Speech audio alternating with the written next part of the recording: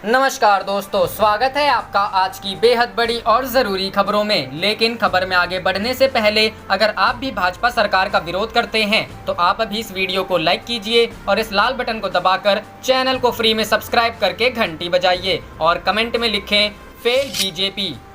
रुक करते हैं पहले खबर की तरफ। राहुल गांधी ने बिहार कांग्रेस के नेताओं के साथ की बैठक, चुनाव से जुड़ा लिया फीडबैक। जी हां दोस्तों, बिहार में इस साल विधानसभा चुनाव होने वाले हैं। सभी पार्टियों ने अपने स्तर से तैयारियां शुरू कर दी हैं। वहीं बिहार चुनाव को लेकर सरगर्मी तेज हो गई है। राहुल गांधी ने बिहार के कांग्रेस नेताओं के साथ बात की। राहुल गांधी सलाहकार समिति के सदस्यों के साथ वीडियो कॉन्फ्रेंसिंग के जरिए जुड़े मीटिंग में शक्ति सिंह गोहिल, वीरेंद्र सिंह राठौर, अजय कपूर, मदन मोहन झा, सदानंद सिंह, निखिल कुमार समेत पार्टी के कार्यकारी अध्यक्ष और सलाहकार समिति से जुड़े सदस्य शामिल हुए। इस मीटिंग में राहुल गांधी ने कांग्रेस नेताओं से बिहार चुनाव को लेकर फीडबैक लिया। साथ ही उन्होंने विधानसभा चुनाव से जुड़े कई मुद्दों पर कांग्रेस के नेताओं के साथ चर्चा की। कांग्रेस की मीटिंग के बाद निखिल कुमार ने मीडिया से बात की। उन्होंने कहा है कि राहुल गांधी ने सभी नेताओं से फीडबैक लिया। साथ ही उन्होंने कहा है कि चुनाव को लेकर बहुत हद तक कांग्रेस की नीति स्पष्ट हो चुकी है। अगली बैठक में गठबंधन और सीटों को लेकर भी तस्वीर साफ हो जाएगी। बहरहाल एनडीए में विधानसभा चुनाव को लेकर बीजेपी और जेडीयू के बीच भी बैठकों का दौर लगातार शुरू हो गया है। संभवतः अगस्त तक महागठबंधन और एनडीए दोनों ही गठबंधन में विधानसभा चुनावों में सीटों को लेकर तस्वीर साफ हो जाएगी। रुख करते हैं अगली खबर की तरफ। बिहार पटना में कांवड़ यात्रा पर रोक, 4 अगस्त तक शिव मंदिर रहेंगे बंद। जी हां दोस्तों, बिहार में लगातार बढ़ रहे कोरोना संक्रमण के केस, पटना में नहीं खुलेंगे शिव मंदिर, 4 अगस्त तक रोक। बिहार में कोरोना वायरस का संकट कम होता नजर नहीं आ रहा है। राजधानी पटना भी कोरोना संक्रमण से प्रभावित है। ऐसे में जिला प्रशासन ने सावन के महीने में शिव मंदिरों में उमड़ने वाली अपार भीड़ को रोकने के लिए मंदिरों को बंद करने का फैसला किया है। पटना जिले में जितने भी शिव मंदिर है और जहाँ सावन में मेला, जलाभिषेक और कांवड़ यात्रा का आयोजन किया जाता है, ऐसे सभी मंदिरों को जिला प्रशासन ने 4 अगस्त तक बंद कर दिया है। इसको लेकर दिशा निर्देश बिहार राज्य धार्मिक न्यास परिषद द्वारा शुक्रवार को जारी किया गया। 6 जुलाई से सावन माह की शुरुआत हो रही है। सावन में बड़ी संख्या में श्रद्धालु पूजा अर्चना के साथ साथ जलाभिषेक करने के लिए पटना के तमाम शिव मंदिरों में पहुंचते हैं। ऐसे में पटना डीएम कुमार रवि ने केंद्रीय गृह मंत्रालय की गाइडलाइंस के अनुसार कोविड-19 के संक्रमण और इसके फैलाव को रोकने के मकसद से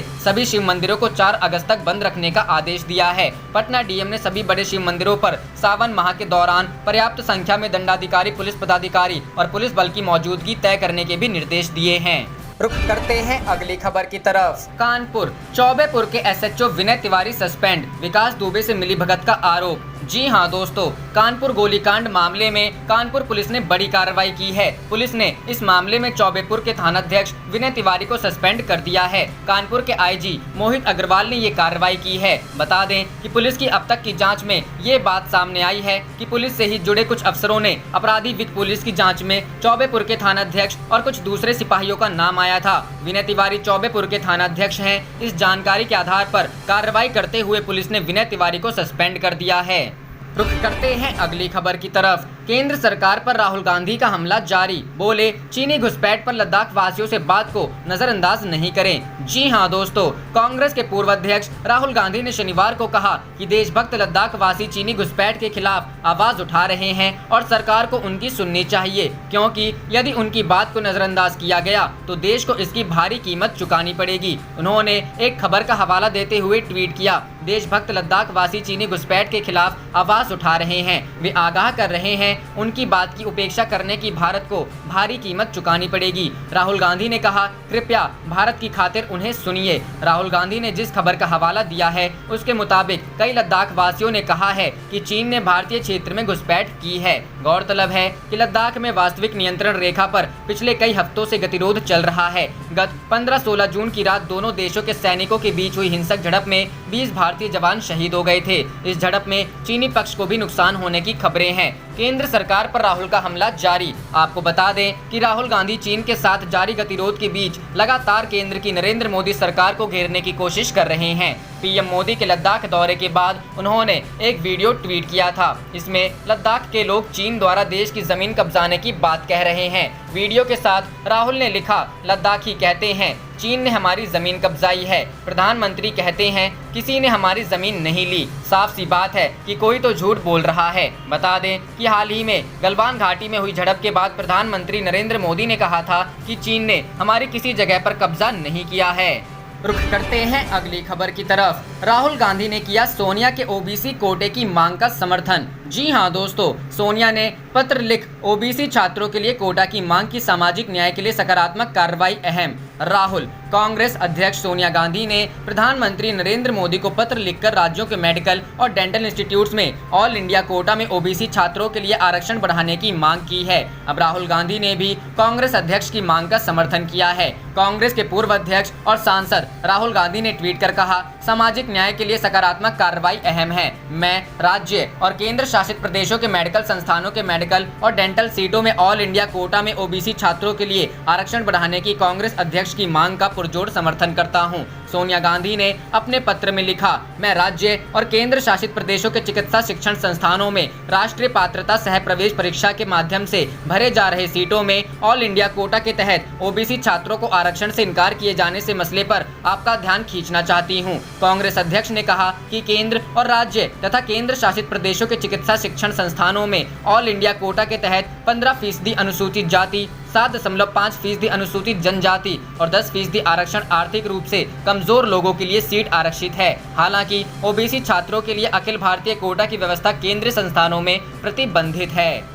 रुख करते हैं अगली खबर की तरफ। मौसम हुआ ठंडा, अगले कुछ घंटों में इन इलाकों में होनी है भारी बारिश। मौसमी पूर्वानुमान जारी। जी हां दोस्तों, पिछले कुछ दिनों से जारी भयंकर गर्मी से जल्द देश भर के लोगों को राहत मिल सकती है। हालांकि कई जगह जमकर बारिश हो रही है, लेकिन उत्तर भारत के कई राज्यों के शहरों में बारिश की एक बूंद तक नहीं पड़ी है। अब ऐसे कई शहरों के लिए बारिश का अलर्ट जारी हुआ है। भारत मौसम विज्ञान विभाग के मुताबिक आने वाले घंटों में कई शहरों में बारिश हो सकती है। इसके अलावा मौसम विभाग ने देश भर का मौसमी पूर्वानुमान जारी किया है। आईएमडी ने एक ट्वीट करते हुए बताया कि अगले 2 घंटे के दौरान चंदौसी, बदायूं, बरेली के आसपास और आसपास के क्षेत्रों में बारिश के साथ आंधी आएगी। इससे पहले मौसम विभाग ने मुरादाबाद, अमरोहा, संभल, चंदौसी, नरौरा, सहसवान, एटा, बदायूं में गरज के साथ बारिश होने की बात कही थी। वहीं मौसम विभाग ने शनिवार सुबह उत्तर प्रदेश के साथ हरियाणा के कुछ हिस्सों में भी अगले घंटे बारिश होने की संभावना जताई थी। इनमें लोहारू, महेंद्रगढ़, नारनौल, बिजनौर, मेरठ, संभल, चंदौसी, नरौरा और सहसवान थे, जहां बताया गया था कि जिलों और इनके आसपास के इलाकों में बारिश के साथ आंधी चलेगी। वहीं गुजरात साथ ही दिल्ली के कुछ हिस्सों में भी आज यानी शनिवार भारी बारिश होने की संभावना है। मेट विभाग ने भविष्यवाणी की है कि बिजली, आंधी और हवाओं के साथ साथ पंजाब, हरियाणा, चंडीगढ़ और दिल्ली में अलग अलग स्थानों पर गरज के साथ छींटे पड़ने की संभावना है। इसके अलावा दक्षिण पश्चिम, पश्चिम मध्य और पूर्व मध्य अरब सागर और महाराष्ट्र तट पर और बंगाल की केंद्रीय खाड़ी के ऊपर बहुत तेज हवाएं चलने की संभावना है। मौसम विभाग ने मछुआरों को भी सलाह दी है कि जिन इलाकों में अलर्ट जारी हुए हैं वहां समुद्र के आसपास ना जाएं। रुख करते हैं अगली खबर की तरफ। थरूर ने इशारों में साधा पीएम मोदी पर निशाना, ट्वीट की बशीर बद्र की शायरी। जी हां दोस्तों, शशि थरूर ने अपने ट्वीट में लिखी बशीर बद्र की शायरी के जरिए पीएम मोदी पर साधा थरूर ने निशाना। कोरोना संकट और चीन संग सीमा विवाद को लेकर कांग्रेस लगातार मोदी सरकार पर हमलावर रुख अख्तियार किए हुए हैं। कांग्रेस के तमाम नेता सोशल मीडिया और अन्य संचार माध्यमों के जरिए मोदी सरकार पर निशाना साधते रहते हैं। कांग्रेस के तमाम नेता व्यक्तिगत टिप्पणियां करने से भी गुरेज नहीं कर रहे हैं, लेकिन कुछ नेता ऐसे भी हैं जो बिना नाम लिए ही इशारों में सब कुछ कह देने की कोशिश करते हैं। कांग्रेस के वरिष्ठ नेता शशि थरूर भी पिछले कुछ दिनों से ऐसा ही कर रहे हैं। शुक्रवार को भी उन्होंने मशहूर शायर बशीर बद्र की कुछ लाइनें ट्वीट की, पीएम मोदी पर निशाना साधने की कोशिश की। बता दें कि थरूर ने अपने ट्वीट में कहीं भी प्रधानमंत्री मोदी का नाम नहीं लिया है, लेकिन अगर उनके ट्वीट का समय देखें तो वह उनके इशारे साफ कर देता है। इशारों में शशि थरूर का पीएम मोदी पर हमला, कहा स्वस्तुति में लीन। शशि थरूर ने यह भी ट्वीट शुक्रवार को सुबह 11 बजे के करीब किया था, जब पीएम मोदी लेह दौरे पर थे। थरूर ने ट्वीट में लिखा है, खुदा हमको ऐसी खुदाई ना दे कि अपने सिवा कुछ दिखाई ना दे, बशीर बद्र। इसके साथ ही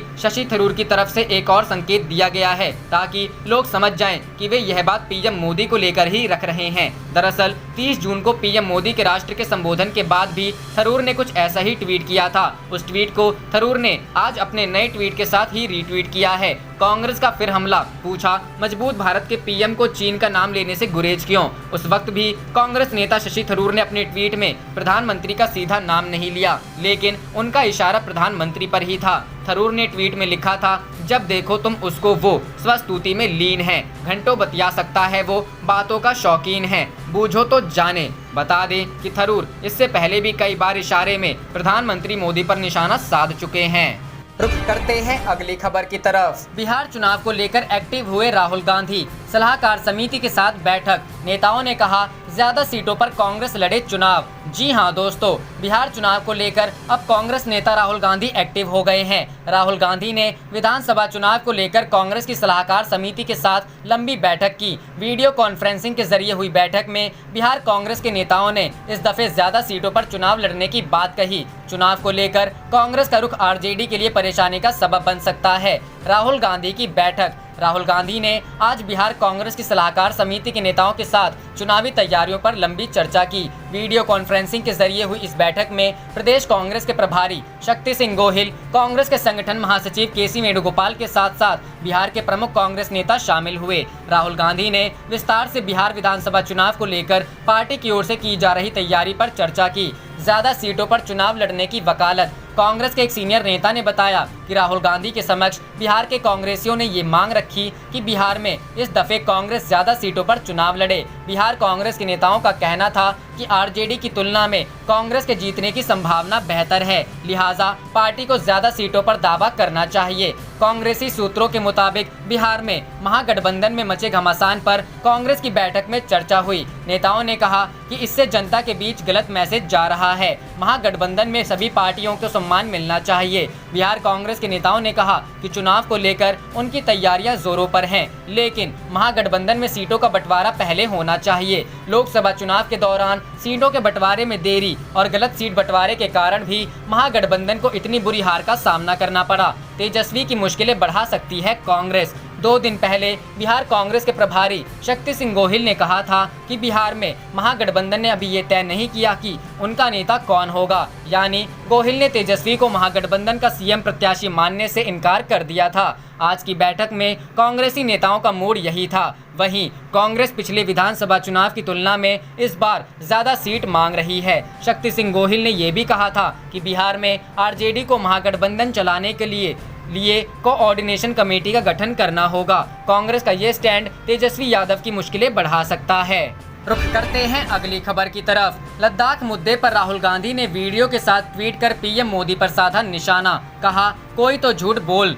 जी हां दोस्तों, पूर्वी लद्दाख में भारत और चीन के सैनिकों के बीच हिंसक संघर्ष के बीच पीएम नरेंद्र मोदी ने शुक्रवार को लद्दाख का अचानक दौरा किया और सरहद पर तैनात भारतीय जवानों की हौसला अफजाई की। प्रधानमंत्री के इस लद्दाख दौरे के बीच कांग्रेस नेता राहुल गांधी एक बार फिर हमलावर तेवर में नजर आए। उन्होंने एक ट्वीट करके चीन की घुसपैठ को लेकर पीएम मोदी के बयान पर गंभीर सवाल उठाए। राहुल ने अपने ट्वीट में लिखा, लद्दाख के लोग कहते हैं चीन ने हमारी जमीन ली, पीएम कहते हैं किसी ने हमारी जमीन नहीं ली, कोई तो झूठ बोल रहा है। पीएम ने अपने ट्वीट के साथ लद्दाख के निवासियों के एक वीडियो को भी पोस्ट किया है। पूर्व कांग्रेस प्रमुख राहुल गांधी का यह ट्वीट उस दिन आया है जिस दिन पीएम मोदी ने भारत तिब्बत सीमा पुलिस के कर्मियों से मिलने के लिए लेह से आगे के स्थान नीमू का दौरा किया। प्रधानमंत्री सुबह 9:30 बजे chief of defence staff general Bipin Rawat के साथ लेह पहुंचे। रुख करते हैं अगली खबर की तरफ। ओबीसी आरक्षण को लेकर सोनिया गांधी ने पीएम मोदी को लिखा पत्र, कहा छात्रों को नहीं मिल रही सुविधा।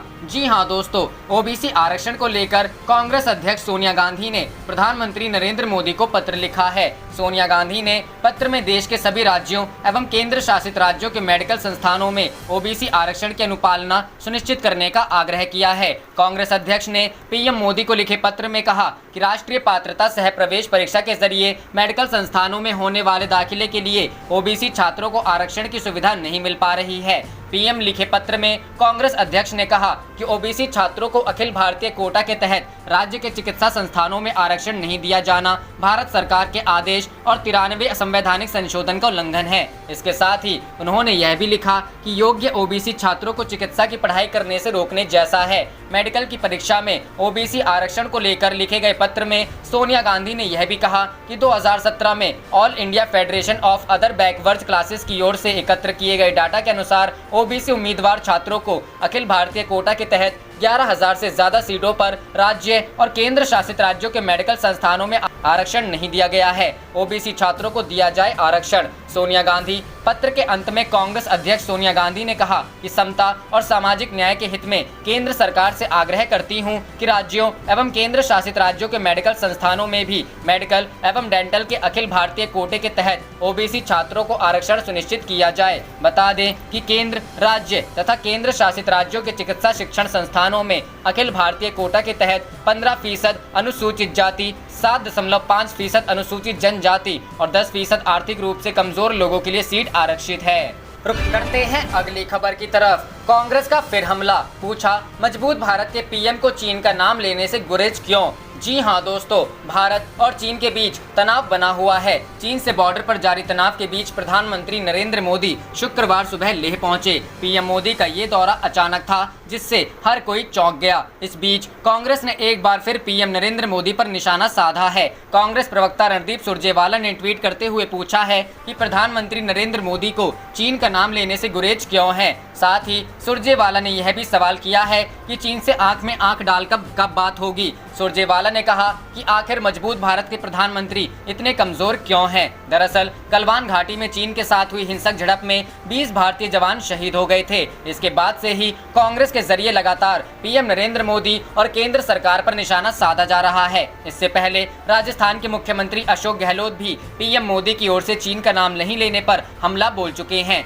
चीन का नाम तक नहीं लेते। राजस्थान के मुख्यमंत्री अशोक गहलोत ने कहा था कि भारत सुपर पावर है, मगर देश के प्रधानमंत्री चीन का नाम तक नहीं लेते हैं, यह जानते हुए कि चीन हमारे सिर पर आकर बैठा है। आखिर क्या वजह है कि प्रधानमंत्री के मुंह से चीन शब्द नहीं निकलता है। देश की सीमा पर जो हालात हैं वह प्रधानमंत्री नरेंद्र मोदी को बताने चाहिए। बता दें कि प्रधानमंत्री नरेंद्र मोदी शुक्रवार को नीमू की फॉरवर्ड पोस्ट पर पहुंचे। यहां पर सीनियर अधिकारियों ने उन्हें मौके की जानकारी दी। पीएम मोदी ने सेना, वायुसेना के अफसरों से सीधे संवाद भी किया। पहले इस दौरे पर सिर्फ सीडीएस बिपिन रावत को ही आना था, लेकिन पीएम मोदी ने खुद पहुंचकर सभी को चौंका दिया।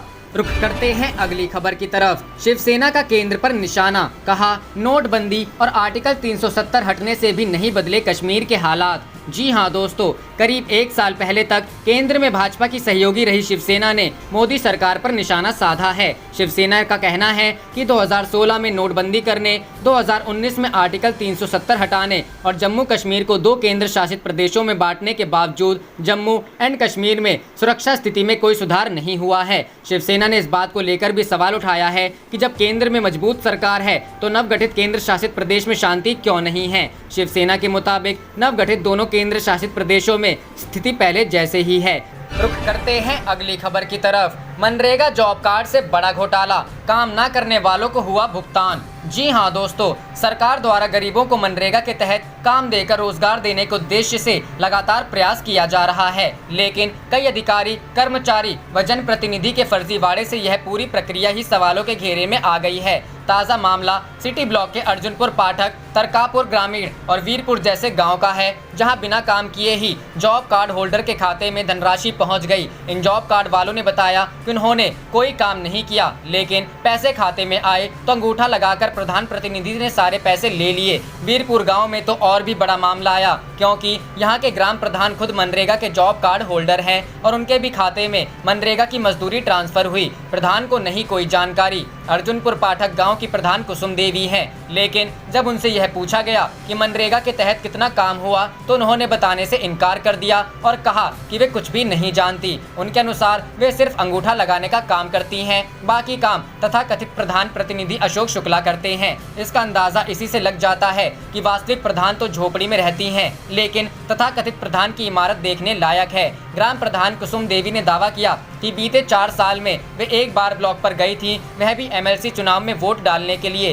उन्होंने कहा कि कोई भी अधिकारी उन्हें ना पहचानता है और ना ही आज तक कोई उनसे मिलने आया। सारा काम तथाकथित प्रधान द्वारा ही किया जाता है। 10% मिलती है मनरेगा की मजदूरी। अर्जुनपुर पाठक गांव की रहने वाली गंगा जली ने बताया कि उन्होंने कभी मनरेगा के तहत काम नहीं किया है। उन्होंने स्वीकार किया कि काम न करने के बाद भी उनका जॉब कार्ड बना है, जिसे प्रधान प्रतिनिधि ने अपने पास रखा है। जब उनसे भुगतान के बाबत पूछा गया तो उन्होंने कहा कि करीब 2500 रुपया आया था। प्रधान प्रतिनिधि ने अपने घर बुलाकर अंगूठा लगवाया और 200 रुपए देकर सारा पैसा निकाल लिया। गंगा जली ने बताया कि ऐसा पहले भी कई बार हो चुका है कि बिना काम किए खाते में पैसा आ गया और उन्होंने जाकर अंगूठा लगाया। कालीन का कारीगर भी मनरेगा मजदूर बना। अर्जुनपुर गांव के निवासी वीरेंद्र कुमार मौर्य ने बताया कि वे कालीन के कारीगर हैं और आज तक कभी भी मनरेगा के तहत कोई काम नहीं किया। उन्होंने बताया कि उनका मनरेगा जॉब कार्ड बना हुआ है, जिसे तथाकथित प्रधान ने अपने पास रखा है। वीरेंद्र ने बताया कि बिना काम किए उनके खाते में एक बार 2000 रुपए